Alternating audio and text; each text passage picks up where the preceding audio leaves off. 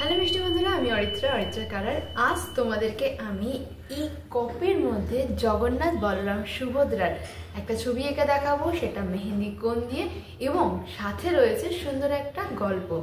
মহাপ্রভু জগন্নাথ পুরী ধামে কি করে এলেন এবং নীলমাধব থেকে কিভাবে জগন্নাথ প্রভু হিসেবে পূজিত হলেন তারই গল্প। তো চলো শুরু করা যাক। জগন্নাথ প্রভুর কথা। জগন্নাথ প্রভু হলেন বিষ্ণু দেবতারই আর এক রূপ। কলিযুগে মধ্য ভারতে মালব নামে এক রাজ্য ছিল। তার রাজা ছিলেন ইন্দ্রদুগ্ন। তিনি ছিলেন ভগবান শ্রীবিষ্ণুর মহাভক্ত। তিনি সাধনা ভজনা করতেন।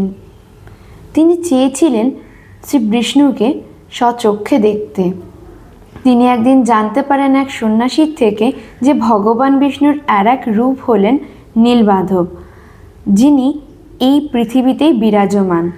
তার মূর্তি দেখার জন্য রাজা পাগল হয়ে উঠলেন। কোথায় থাকেন তার জন্য তিনি চারিদিকে অনুসন্ধান চালাতে থাকলেন। সবাই ব্যর্থ হন রাজাকে নীলমাধবের অনুসন্ধান করে দিতে। অবশেষে এক পুরোহিত বিদ্যাপতি তিনি রাজাকে সন্ধান দিতে পারেন। বিদ্যাপতি তিনি নিজেই নীলমাধবকে জঙ্গলে খুঁজছিলেন। তারপর যখন জঙ্গলের পথ হারিয়ে ক্লান্ত, দেখা হয় এক রমণীর সাথে, যার নাম ছিল ললিতা। ললিতা ছিল সবর রাজের কন্যা। তার সাথেই পরবর্তীকালে বিদ্যাপতির বিবাহ হয়। একদিন ললিতার থেকেই তিনি নীলমাধবের কথা জানতে পারেন। এই নীলমাধবকে পুজো করতেন সবররাজ বিশ্ব বসু। এই বিশ্ব বসুর কাছেই বিদ্যাপতি যান নীলমাধবের দর্শনের উদ্দেশ্যে। কিন্তু প্রথম অবস্থায় সবররাজ বিশ্ব বসু বিদ্যাপতিকে নীলমাধব দর্শনে বাধা দিলেও একটি শর্তে রাজি হয় যে তাকে কোনোভাবেই পথ চেনাবে না, তাই চোখ বন্ধ করে সেখানে নিয়ে যায় এবং নীলমাধবের দর্শন করায়। কিন্তু এই বিদ্যাপতিও ছিল একজন বুদ্ধিধারী মানুষ।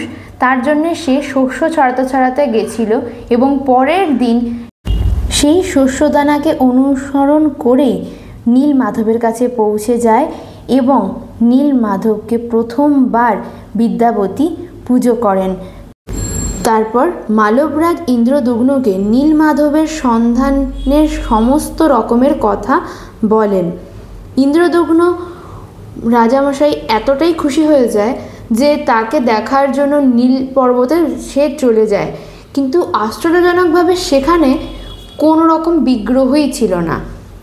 এটি তিনি আর সহ্য করতে পারেননি।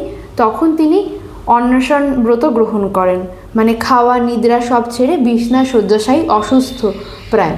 সেই সময় হয় কি, এক দৈবিক বাণী, এবং দৈবিক বাণীতে এটা শোনা যায় যে যেখানে বলা হচ্ছে যে সমুদ্রের জলে, পুরীর সমুদ্রের জলে ভেসে আসবে দারুকাষ্ঠ, অর্থাৎ কাঠের একটা টুকরো আসবে, সেই টুকরো দিয়েই বানাতে হবে বিষ্ণু দেবতার বিগ্রহ।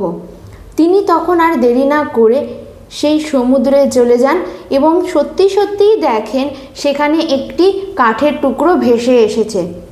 ওটি তিনি একা নিয়ে যেতে পারেননি, কারণ ওই টুকরো নিয়ে যাওয়ার জন্য আরও দুজন মানুষকে লেগেছিল। সেটা হচ্ছে বিদ্যাপতি আর সবররাজ বিশ্ব বসু। তারা তিনজনে মিলে স্বর্ণ রথে করে সেই কাঠ তার মন্দির যেখানে স্থাপন করবে সেখানে নিয়ে যায়। তারপরে সে একটা দক্ষ সব নামি দামি শিল্পীদের ডাকা হয় মূর্তির অবয়ব তৈরি করার জন্য।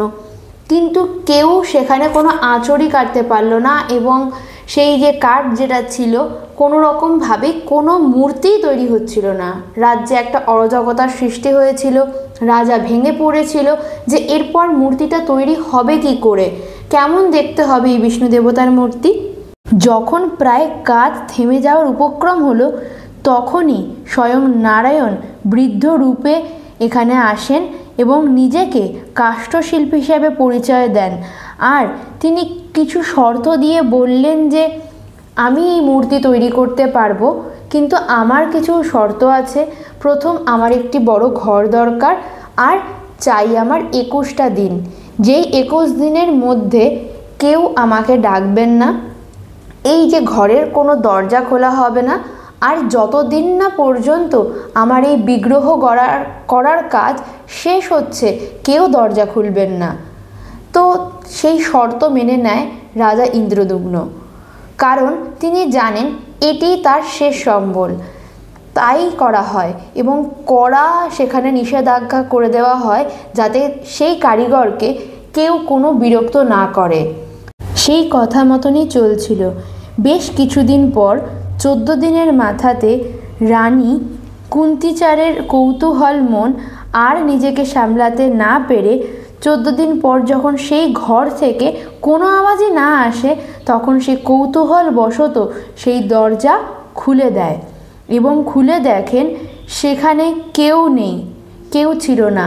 শুধু সেখানে ছিল অর্ধসমাপ্ত দারু মূর্তি, অর্থাৎ 3টে কাঠের মূর্তি, যেই মূর্তির দেহ তো আছে কিন্তু তার হাত পা কিচ্ছু নেই, তৈরিই হয়নি।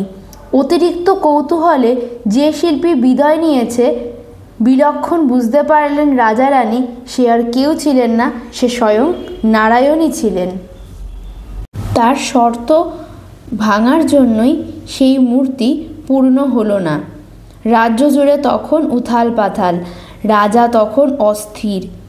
এমন সময় রাজা ইন্দ্রদুম্নের স্বপ্নে উপস্থিত হলেন স্বয়ং নীলমাধব। জানালেন এই ঘটনা আগে থেকেই হওয়ার ছিল, রাজা রানী এখানে নিমিত্ত মাত্র। এই রূপেই পূজিত হবেন তিনি। ইন্দ্রদুম্নের পূজিত নীলমাধবই এখন বর্তমানে পুরীর জগন্নাথ। মহাপ্রভু জগন্নাথজির জয় হোক। তোমাদের প্রত্যেকের এই গল্পটা কেমন লাগলো অবশ্যই কিন্তু জানিও। আর হ্যাঁ, সাথে আমার এই আঁকাটা তোমাদের কেমন লেগেছে, যদি তোমাদের এটা ভালো লেগে থাকে অবশ্যই শেয়ার করে দিও। আর তোমাদের প্রত্যেকের জন্য রইল অনেক অনেক শুভকামনা। প্রত্যেকে খুব ভালো থাকো, সুস্থ থাকো। কথা হবে নতুন কোনো ভিডিওতে। আজকের জন্য এইটুকুনি, টাটা।